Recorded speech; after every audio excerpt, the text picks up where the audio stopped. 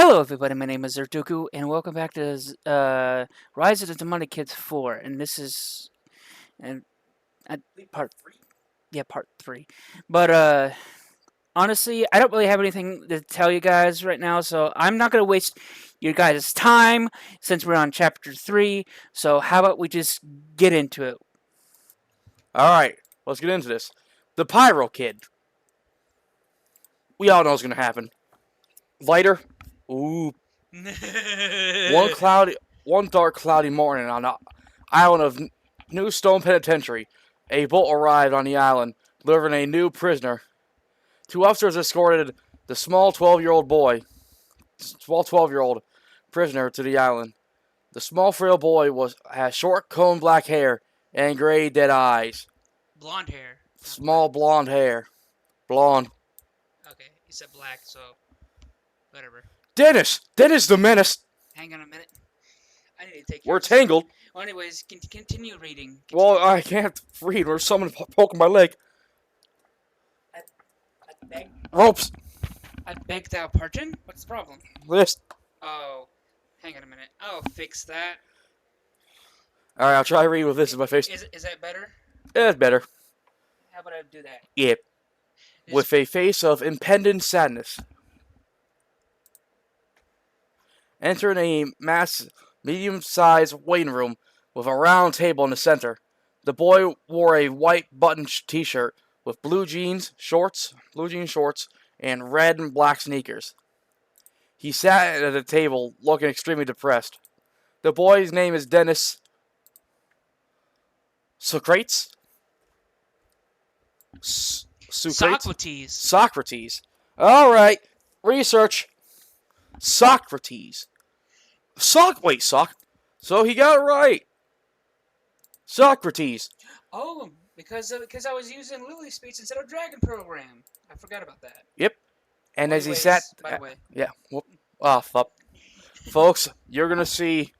If we find more of that name, you know what's going to happen. Get the time marks ready. I want to see the comments. If this name pops up. As he sat there, he reflected on everything that had happened to him. He wondered how the strange series of events could happen to them. He may have not stopped to consider the fact that he was just a child, but he was still bewildered by what happened. Dennis put his arms on the table looking down, eliminating his emotions. He calmed himself down to try to think back how it all started. He guessed where it all started was one seemingly normal morning that Dennis wakes up in his bedroom and walks downstairs. When he arrived downstairs, he saw his father in the living room sobbing. "What's the matter, Dad?" said Dennis, with a small hint of confusion. And you know the word, people. Immediate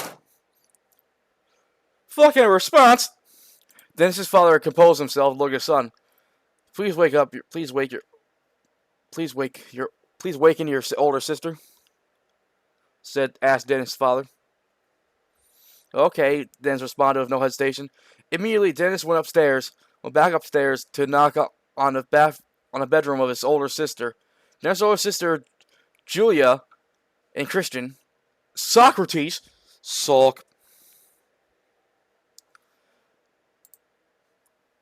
were only a year and a half older than him. Julia had short red hair and green eyes. She liked to wear a yellow t-shirt with blue jean shorts. Christian has brown hair and brown eyes. She prefers to wear a white dress with flowers on it. Christine, the Phantom of the Opera. Dennis knocked on the door softly. "Our father wants to see us downstairs," said Dennis, with absolutely no emotion on his face and his voice. His voice echoing in his sister's room. 3 minutes later, the three children sat down in the living room with their father. "I'm sorry to tell you this, but your mother is gone," said the father with obvious sadness. "Gone? Gone where?" said Christine with innocence. "She's dead, isn't she?" asked Julian with hesitation of fear. However, at the same time, Dennis seemed to have no emotion towards the situation. As immediate fucking response, Christine looked over at her sisters, then at her father to clarify the question. Yes, said father between sobs, trying to keep himself together. Immediately, the two sisters hugged their father with comfort to comfort him, while Dennis sat there on the couch, bewildered by the situation.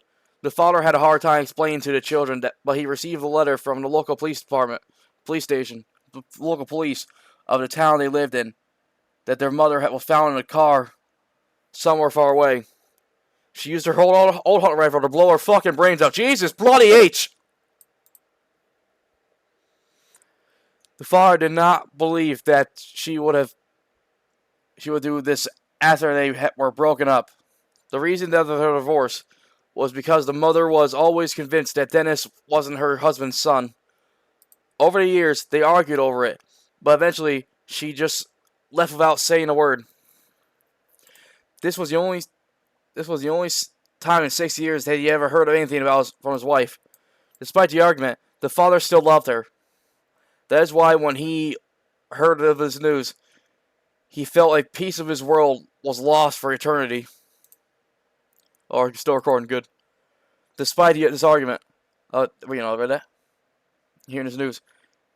However, Dennis was unaware of all this information. But over the years, he had nightmares about the time when he was 6 years old, when his own mother tried to drown him while giving him a bath. His father saved him from the fate, but was never clarified whether it was a dream or a memory. Since Dennis' mother divorced his father at a very young age, Dennis hardly remember his mother, and as a result, he doesn't feel much. So essentially, Dennis in this story is just numb. He's apathetic. So what's with the Jesus H Christ? Cause she blew her brains out with a fucking hunting rifle. And I'm gonna see if this word's right for Dennis. Apathetic. Yep, apathy is the word that will describe Dennis.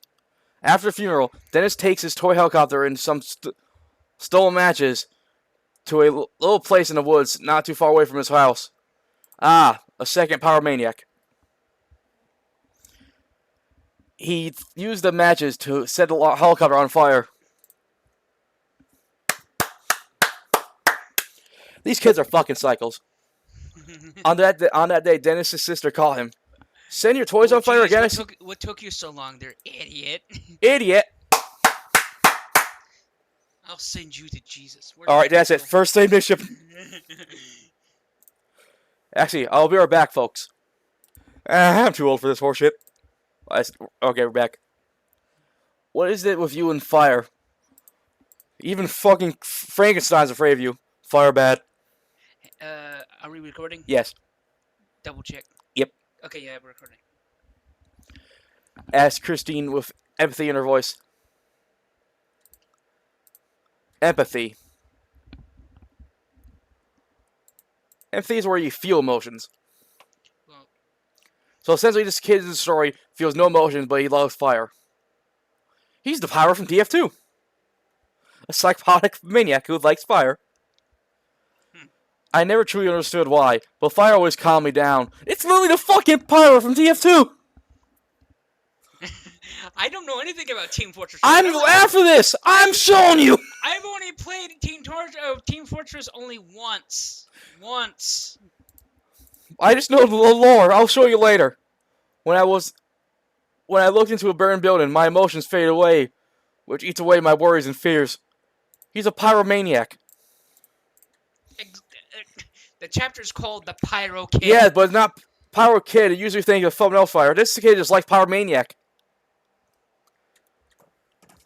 I followed some fire demon, but no, he makes fire. Face hand slap. I thought it'd be some demonic possession of fire, but he just has fire. I should have thought of it. Pyro. The Pyro Kid. No, for fuck's sake. Well, I'm trying to give reactions. You said reactions.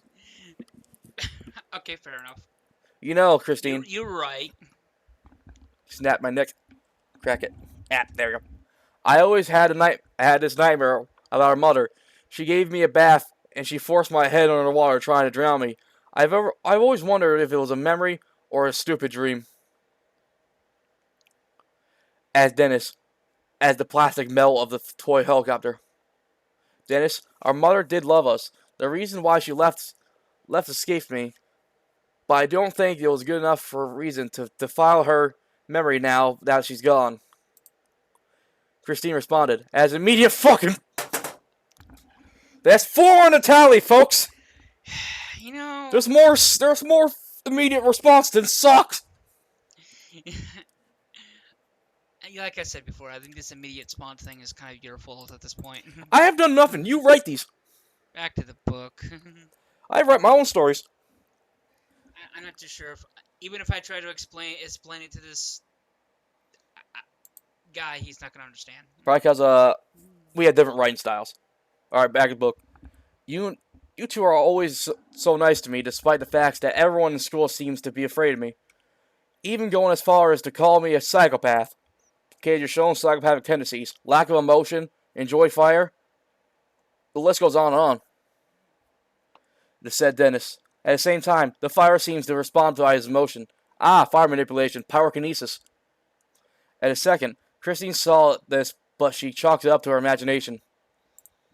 Just because Matthew calls you a psychopath doesn't mean it's true. You are who you choose to be, Dennis. Aw, that's nice. There's not going to be a happy ending to this story, I just know. Oh, that's nice. I like this character.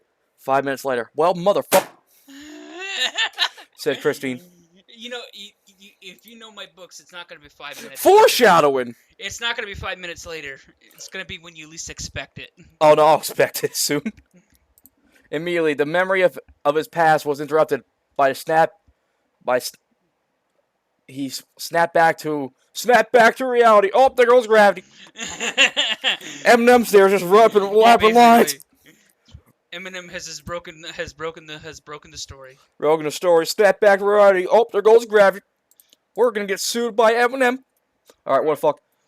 Snap back to the waiting room of prison. The loud noise that snapped Dennis's back was the reality of the sound of a door opening and closing. Dennis's longtime therapist, Lucas McDonald. It's fucking Ronald McDonald. Oh God, no. Entered the room and looked at Dennis. Lucas was a 40-year-old man with silver hair and who wear very small square glasses with a business suit. Is this guy the fucking Michael Myers is a therapist when he's in jail? It's freaking Agent Smith. Just kidding. No, it's not. It's like the fucking guy from Halloween. We must put down Michael Myers. Good afternoon, Dennis. How you feeling? Mr. Anderson! Mr. Anderson. Mr. Anderson, you haven't paid your taxes in 5 months. Fuck you! Mr. Bill Overback. You actually got it right. Holy fuck! He only calls me Overbeak. Are you positive? Yes! You said it's Overbeck. You said usually you say Overbeak.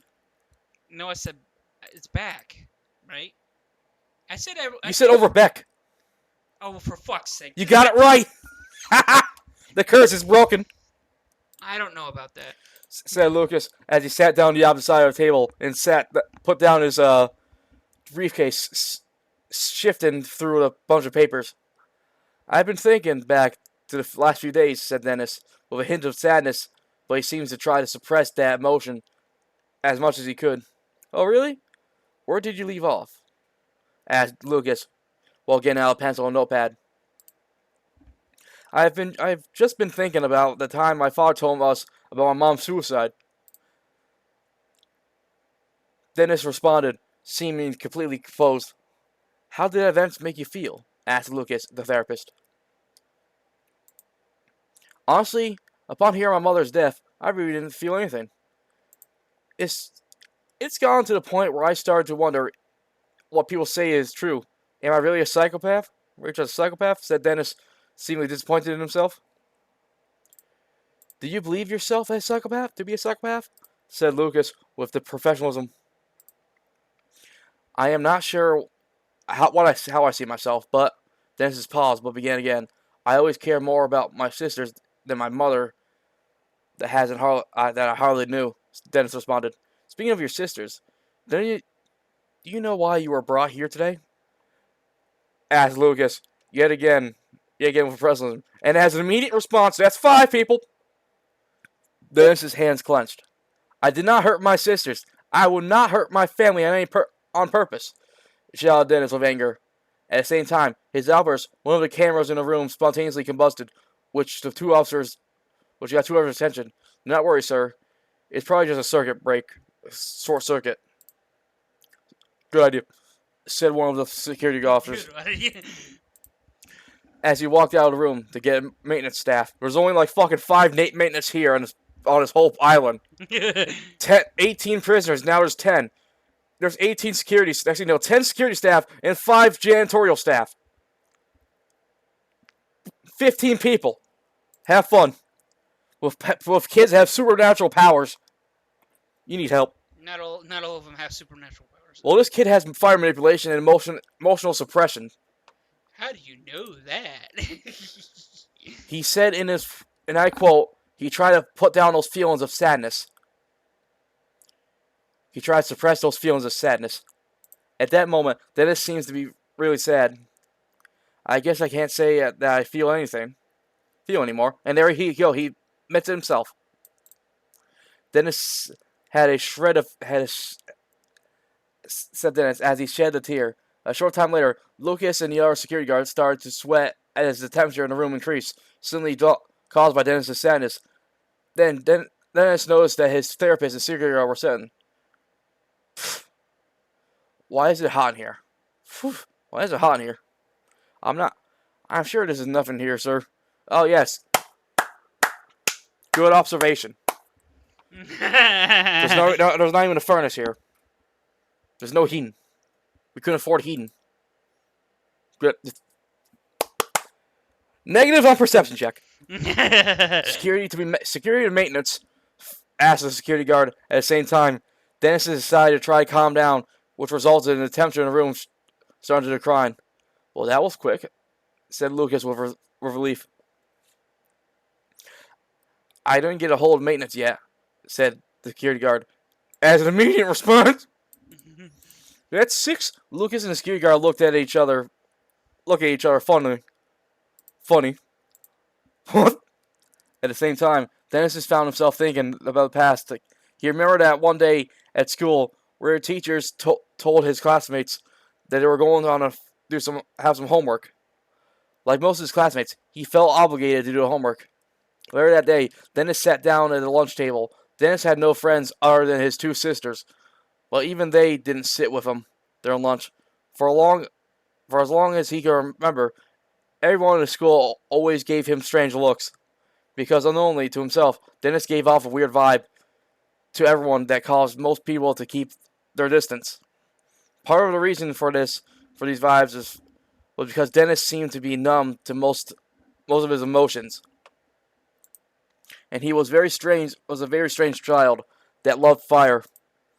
Well, children shouldn't like fire at such a young age. I'm gonna be honest. Right. His obsession with fire has caused many people to keep their distance because those traits seem to make people think he was a psychopath. When in reality, Dennis is just another child trying to understand the world that he lives in. I swear, God, if in an alternate timeline where he became a firefighter, he would be a firefighter just to start the fires in the first place. As Dennis was eating his lunch, he also looked at one of the school books he brought from home for his homework. He looked at the book thinking how much of free time he's going to lose by reading and memorizing a bunch of stuff that he felt like he had no use of. All of a sudden, a corner of the book spontaneously lit on fire. But then the fire went out. Dennis looked at the book with confusion and didn't remember feeling a little frustration and hatred. So he decided to force those emotions back on the book. Focus away on the book so he to see what would happen. This time, the center of the book started to spat flames. At first, Dennis was shocked and surprised by the sudden burst of flames. Yet again, he admired the flames and began to consume the rest of the book. Then jumped to the lunch table. Immediately, the fires started to spread around the cafeteria. the cafeteria is what you should go for, like, less wordy, causing the other students to panic when they noticed the students began to scream and push each other out of their way and trampling onto others. The lunch ladies saw the flames come towards them. In their panic, one of them pulled a fire alarm before trampling themselves into a dead end, ultimately causing their deaths. I understand why you're here, kid. Four fucking 4 murders, 6 murders. Yeah, you belong here. I'm be honest. See ya. As a result, 6 lunch ladies died that day. The book definitely has a body count. Yep. Consumed by the flames and became dust. Amongst panic, Dennis's sister Julia looked back to see that her brother was standing in the middle of the flames, unharmed, as if he was immune to the flames.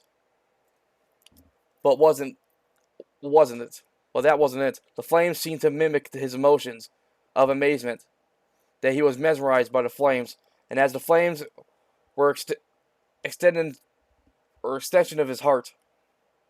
Somehow, deep in Julia's heart, she knew the fire wasn't natural. Somehow, she could only stand there for 5 seconds before the flames started to come towards her. As a result, she ran out of the lunchroom, quickly escaping to safety. That day, all students and teachers stood 15 feet away from the building, while 20 firefighters tried to extinguish the flames. It's that day the firemen that found Dennis in the middle of the flames unharmed. As a result, many people knew he started it, and many people began to think that he started a fire on purpose to kill everyone in the schoolroom. Well, that wasn't an intention, but he liked the execution. He wanted the book to burn to see what happened. Then he just got so memorized by the fire. People died. He didn't notice that people were being killed. Yeah, he belongs here. He's No, he's not innocent. Innocent? No. Ignorance?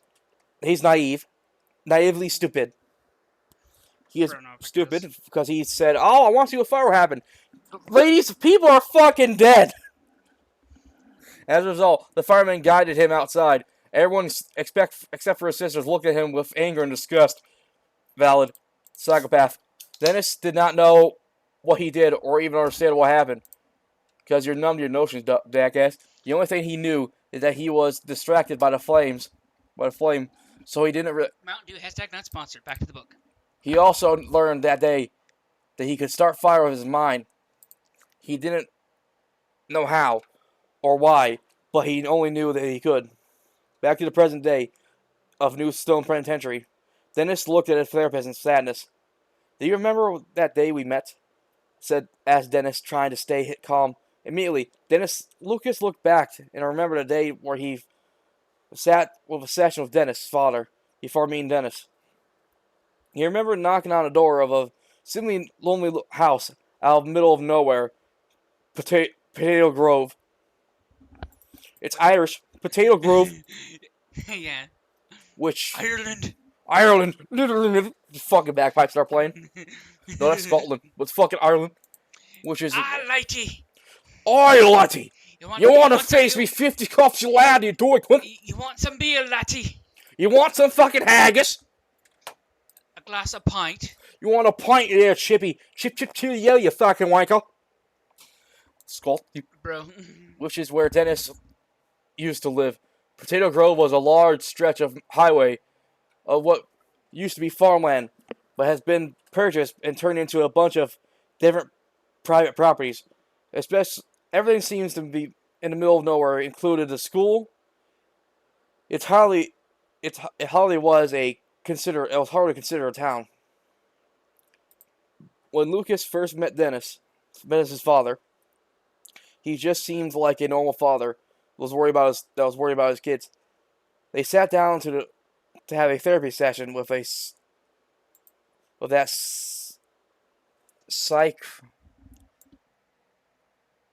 physician? You're asking the wrong person. What the fuck is this word? We'll be right back, folks. What the fuck is this? Alright, psychiatry center. Somewhere in the Potato Grove that was 75% of the school was destroyed that day. Small town, fuck it. We're broke, poor, fuck it. Lucas had his therapy session in the private room at his school with his school therapist. But now this was where he had his session since the school was being rebuilt. So, in your own words, tell me, Dennis, and his tell me about Dennis and his living conditions at home, so I can try to get to understand before I begin my therapy session with him. Asked Lucas, getting ready to write some things down. I'm worried for this boy. I never actually was able to connect with him. He seems always so distant, as if he lost his own mind. He's lost in his own mind. And I always wanted to try to tell him the truth, but I was always scared. When he was 6, his mother tried to kill him. I never told him that this was just because I was afraid that he might think he was like his mother. Wait, because I was afraid of what he might think of his mother. Besides, I don't want him to believe that his mother was an evil person. Explained Dennis's father. Why did his mother try to kill him? Asked Lucas. She got some stupid thoughts in her head. That Dennis wasn't our son. I know what the doctors told her after giving birth to Julia and Christine. That she could not have any more children. But it was a miracle that we had a little boy. She's tried to tell me a crazy story that one day something came in her room while we were sleeping and had abducted her and put something inside of her stomach. She believed that Dennis was a result of some kind of alien hybrid. Of course, that's all nonsense. I would have seen signs right away that my wife was starting to lose her mind, said Dennis's father, his whole voice full of sadness. So, You're just like, I don't know. I don't fucking know this point. I'm reading just to get through this. I want to watch that movie. Alright. So, what happens after that? Asked the therapist. What happened after that? What happened after that? I tried to give Martha, my wife, some help, but she never listened. We constantly argued all the time. And then, when I caught her trying to drown Dennis in the bathtub, it was over. We never saw each other after that. Again after that, explained Dennis's father. And then is that when Dennis began to set things on fire? Said Lucas, the therapist. Actually, no. I don't think it'll start until after Martha's funeral. You see, she committed suicide not too long ago, explained Dennis's father. And you still didn't tell Dennis about Martha's mental state? Asked Lucas. Of course not. I feel like at this point it'll be disrespecting the dead, responded Dennis's father. And has an immediate response. That's 6 people. You're just tallying things up now, huh? There's more immediate response than Socrates. I told you to bring Sock out because there's no more Socrates. Oh, who knows? His last name might come up again. Maybe. Even you don't remember, bro. Yeah, I never fucking remember. Lucas. Memory of a goldfish. Respond heavily, yeah, in slight disagreement with the father. But according to the rules of his job, he knew he could never tell Dennis what his father told him. 6 days after the burn of the school, Dennis has been happy. Finding free time to himself because of the fact that the school was burnt and there was no homework. Well, I mean, some plus side besides death or anything of difference. I get the feeling that Dennis is not really aware of the deaths. He's just ignorant. His flames can burn and flames can destroy. Flames are pretty, yes, but they can also be destructive. Yeah, fire is dangerous, everybody. So don't play with fire, jackasses. Oh yeah, definitely don't. Because you don't have fucking mysticism powers. I can't tell you how many times I burned my hands, man. It is not cool. I'm not a fire person at all. You'll be walking scav if you play a fire. Dennis found himself sitting in his room playing video games, and knock came upon his door. Knock came on his door, and he quickly paused the game. "Come in," said Dennis as he put down a controller to his video game. Lucas entered his room, which was the first time Dennis had ever met Lucas Lucas the therapist. Lucas closed the door behind him and pulled up a chair. "Hello, Dennis. My name's Lucas McDonald. Ronald McDonald. Old McDonald had a farm, and he was a therapist." I can't believe that Lucas's last name has been mentioned more times than Dennis's last name. Seriously, we only had one Socrates. "And I'm going to be your therapist," Lucas explained while trying to talk down to Dennis. "You mean you're one of those guys who tell people about their feelings and stuff? Talk to people about their feelings and stuff?" said Dennis, looking at Lucas with a kind of disgusted emotion on his face. "Well, you don't have to look at me like that way, but honestly, I would prefer you see me as a friend who you can talk to with your feelings with me. I'd like you to trust me as if that's possible," explained Lucas. "Mr. O'Donnell," Dennis began, but he was interrupted by the therapist. "You can just call me Lucas," said the therapist, interrupting Dennis's train of thought. Clear he does not like his last name.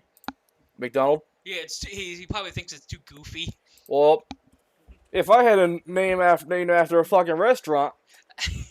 Actually, you know what? I think if my last name was McDonald, since No, McDonald's listen, here's the jokes I can hear from McDonald. "Hey, you want to go get something to eat at your family's house?" "What family?" "Yeah, it's down the road. See the arch over there?" "Oh, you mother..." Actually, I'll just laugh about that. Yeah, it'll be funny for first few times. The next thing you know, if you ask me that again, you'll be 6 piece nuggets down your I throat. will send you to Jesus. I will send you to Jesus the same way you'll get diabetes. But regardless, though, if my last name was McDonald's, I think I'd be proud of that because frickin' dang on, McDonald's is good food, man. Yep. All I Yeah, wanted. admit that. All I wanted. Where is it? "Okay, but I don't know what you expected from me," said Dennis, feeling impatient because he wanted to just go back to playing his video games. At that moment, Dennis found his encounter more of an inconvenience than anything. "All I wanted to ask you a few questions. Is that okay?" asked the therapist. "Fine," said Dennis after sighing a touch of reluctance. "Good. Can you tell me what happened at the school with the fire?" asked Lucas. As immediate response, "That's 7. More than Socrates. Socrates only has 1. Damn, Socrates left in the dust." Dennis took a moment to think. That was really an accident," Dennis responded with hesitation. "Accident? Please explain," asked Lucas, acting curious. "I was looking at my homework books while eating in the lunchroom when they spontaneously caught fire. You see, I can set things on fire in my mind." He's just completely honest," explained Dennis. "Really? Can you show me?" asked Lucas. "Not here," Dennis responded, realizing the consequences of what could happen. "Why not?" asked Lucas, the therapist. Because last time when I tried that, I wound up burning down the school. I'd rather not burn down my house," explained Dennis. "That's okay." So he has some form of common sense. "Yes, because he doesn't want to hurt his family, which I can respect. But he's just a naive fucking kid with superpowers." Is this basically whatever? Just keep reading because I want to see The Exorcist. Exorcism. Exorcist. It's just expelling the demons, but this one failed. Oh, for fuck's sake. All Back right. to the book. Explain, Dennis. "That's okay. Anyways, that's all I have for today. I will see you next week," said Lucas as he got his stuff together and left. 2 days later, after Lucas had his therapy session with Dennis, the school was in enough working condition for that students could return to school. However, most parts of the school was not accessible by students because of the technically still under repairs. But most of the classrooms were intact enough for people to go to back to school. During the school hours, the workers stayed to make sure none of the students walked into restricted areas. since it was too dangerous. They did not have any work during school hours. They only worked during the afternoons and nights, and no one was at school when no one was at school. However, Dennis was not happy to return to school, but he went on with his day like any other school day, walking through the hallways and grabbed his things from his locker. Dennis! It's a familiar voice with imitation sound that caught everyone in the hallway attention, including Dennis. Dennis looked over to see Matthew. Of course, another bully. We all know what's going to happen, folks. Yep. That's why I was hoping no bully. Then we're like, okay, we know what's going to happen. We all know what's going to happen. All right, so I'll just call him Ashes. Ashes was a 12-year-old African American kid. Bitch. Not Ash. Ash. What remains after burnt wood? Oh, you mean ashes? Yep. So that's what's gonna be left of him essentially. How positive are you he's gonna die in this story? Bullies died in the past 3 stories. All right. African American kid with a white muscle T-shirt and baggy black jeans. Oh my God! It's freaking a teenage version of Snoop Dogg. What the hell? Leave Snoop Dogg out of this. Snoop Dogg's a chill guy. Okay, fair enough. I know you try to kill everyone in the school because you're a deranged psychopath, shouted Matthew in Dennis's face. That was an accident. Dennis responded in a near whisper. This is 8! There's 8 now! Ashes punched Dennis in the face, knocking him to the floor with a bloody nose. You're a big liar, Dennis. Mark my words, and mark them well. When the day comes, you'll finally snap and kill everyone you ever loved. And I'll be the one taking you down, said Ashes pridefully. So now he thinks he's gonna be the hero of the story. Great. There's no heroes in this chapters. There's only tragedy. Immediately, all the kids in the hallways begin to cheer. Fight! Fight! Fight! You should be more chant. Sounds more chanting. They cheered. Because I remember when I was in school, it's basically what you call a chant, because they try to egg people on. Fight! Fight! Fight! Whatever. Just leave it the way it All is. right. It's fine. Chanted the students, but Christine was not cheering, was not chanting. Christine, one of Dennis's sisters, saw what happened and felt sympathy for the situation. As a result, she ran in between Dennis and the Ashes, blocking Ashes from being help and Dennis anymore. You think you're the heroes if you start stepping on other people with your selfish pride? Fucking Vegeta moment. Can her stop being Vegeta for 5 seconds? This book does not know how to stop being Vegeta. Then stop being less Vegeta. Be more Krillin. Shouted Christine with anger look in her face. This is 9 people. There's 9 immediate responses. Then Ashes rolled his eyes. You're lucky I don't hit girls. Regardless, that boy will stab you in the back one of these days, and when that day comes, you'll regret your choices. He's not just a psychopath, he's a villain, explained Ashes. Alright, whatever. Maybe? I don't know. At this point, we're all just like, yeah, whatever. Whatever. I'm already past the trauma. You can't label people that you don't know. My brother may be weird, but he's not a psychopath. He wouldn't hurt anybody on purpose. If you said he set the school on fire by accident, then goddamn it, I believe him. It wasn't an accident. It was on purpose, intentionally, but not to the full extent of the flames. He lost himself in a trance. Yeah, it's kind of like in between black and white kind of situation. Shouted Christine with sympathy in her voice. Boo, boo, boo. Moo, said one random cow. Kill the psychopath, shouted a random student in the background. Grab it. It seems the school disagrees with you, said Ashes, looking around at the other students' facial expressions. As if this is 10! There's 10! Christine looked around and began to cry with empathy for her brother. What the hell is wrong with y'all? All of you. Since when did we start being hateful toward others? It's like we're not even human anymore. Why can't you see the good in our people anymore? Oh my god, there's another one. This is gonna be fucking 11. Oh, Jesus As Christ! Christine, It's never gonna end. It's gonna be like 9,000 freaking dang gun immediate sponsors. there's a fucking 12th one down here.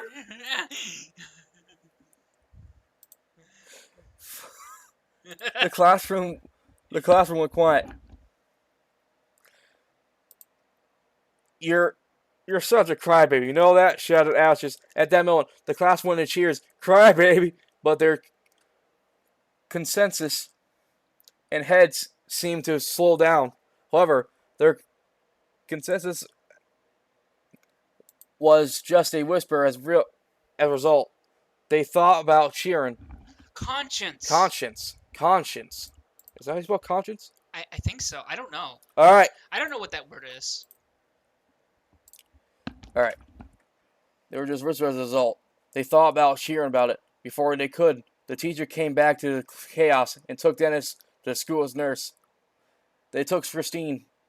They also took Christine because she could not stop crying. When Christine arrived at the nurse's office, she sat down on a bed, and the teacher sat down in a chair in front of her. Who started this? Asked the teacher politely. Ashes, dust to dust. Ashes Jackson, Michael Jackson, said Christine while continuing to sob. Ash Jackson, said the teacher. There's the fucking there's the 11th people. All right, only 7 more pages. Christine run out her head. Yes, don't worry, Christine. We'll take care of it," said the teacher with a sigh, and as he rolled his eyes and began to skip up, but he'll stop at Christine. "Is there any good left in this world?" she asked Christine. The teacher looked at her with a confused look. "Why do you ask that question?" responded the teacher, while sitting back down in his chair, both confused and sympathetic on her face. The whole school thinks my brother's a psychopath, and they are willing to hurt anyone who disagrees. I plead with them to stop, but they were just cheering me out," explained Christine, while she gathered her composure. Immediately, the teacher was shocked and bewildered at the point where he did not know what to say. "Do you know what a psychopath is?" asked the teacher with hesitation.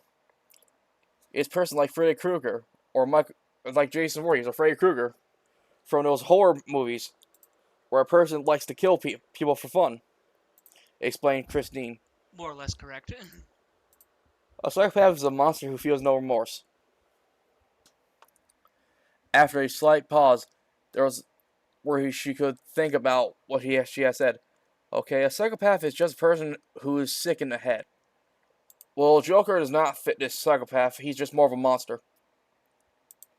But it's kind of true. However, your question isn't easy to answer. You think it's simple, but it's not.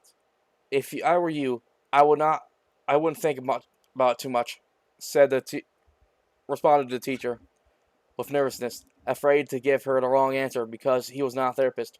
"Okay," Christine responded with reluctance. After that, Ashes was called to attention that day. However, that would be the last day that Dennis and his 2 sisters would ever see the school again. That night, Dennis and his 2 sisters went home peacefully. 3 minutes after arriving home, Dennis sat in his room, yet again playing video games, when he would notice a nasty smell in the air. He paused his game and smelled his armpits, realizing that he needed to take a shower. Without telling anyone, he grabbed his clothes and headed towards the showers. Without thinking too much, he opened the bathroom door. "Oh, what the fuck, Dennis?" Dennis, what Anime. This is just wrong. They're siblings. They believe each other as siblings. What the fuck? Oh, no. You all can read this, you sick fucks. All what happens is that he walks into his sister's naked and admiring her body. Dennis, what? And just mostly just stares and then just walks away. "I need to burn my eyes," said Dennis. Maybe we should tell Dad to get a lock on the bathroom door."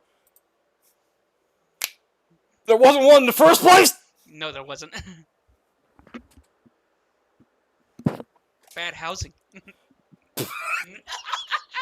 Said Julia with hesitation and uncertainty. What was that? Did you see that? This cutest thing I've ever seen in my life. What? Oh my god. Nunny. You're gonna be saying that for a little while before things hit the fan. Amwa. Nunny. This shocked me so hard I went to factory resets and changed my language. What was that? Did you see that? At the same time, Dennis is in his bed curled up, trying to calm himself down. After he was able to calm himself down, the two sisters finished taking their showers, took a shower, and he went to the bathroom next. He showered and finished it late. Then his sister went to bed. While the two sisters were lying down in their beds, Christine started a conversation. I can't get over the look on our brother's face. His face turned red. His head was like a apple or cherry. It was so cute. You realize he's our brother, right? Julius, yes. You've already said that. Christine, what the fuck's wrong with you? Just Christine.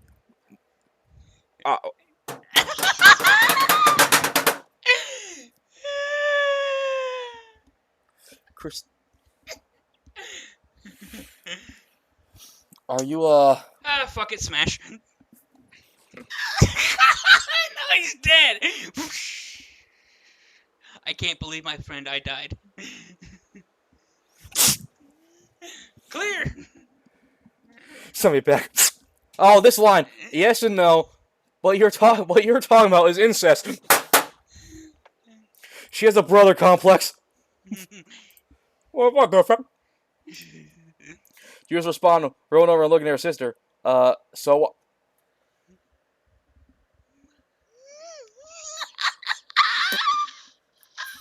Yes! Yes! I did it! I think I killed the Gunka's mind! This is too much family. This is more Alabama. What? I don't understand that joke. Of course you wouldn't.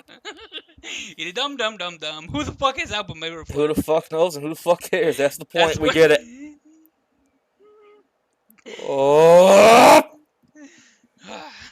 So, Christine said as she sat up and looked at her sister, if we get... the children will be born with this form and retardation.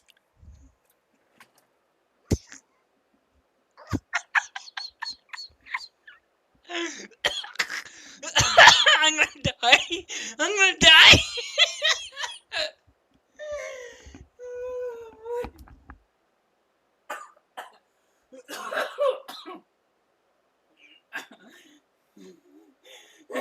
Clear. Nani?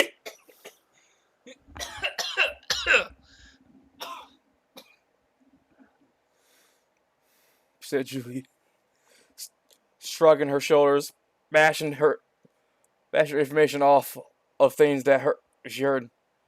If we don't, we're not all in way.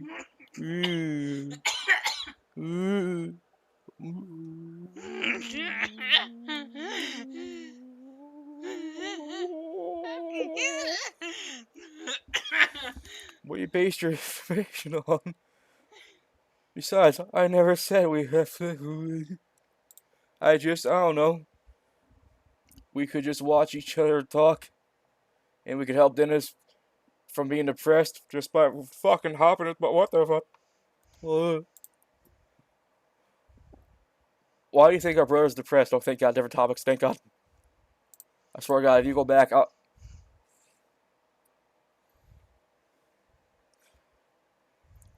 this is why everyone picks on him, and has no friends because of it. They just keep calling him a psychopath when we know he's not. To make matters worse, we're his only friends, and we don't get spend much time with him. Said Christine with sympathy. Christine, you a fucking what the fuck, Christine? You're into your brother way too much. Oh, fucking. Bruh. At the same time, Dennis was sleeping in his room, dreaming. Oh god. Oh no! Yeah, no, yeah, yo, sick fuck!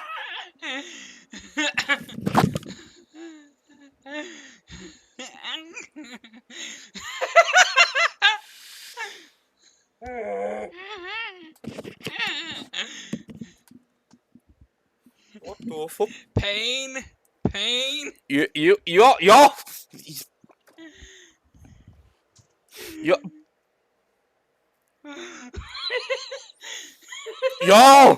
can read this. Yo, fuck! Get your wolves!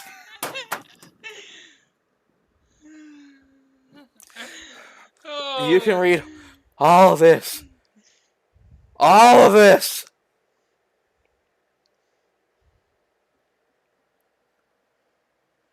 Wait, we're there.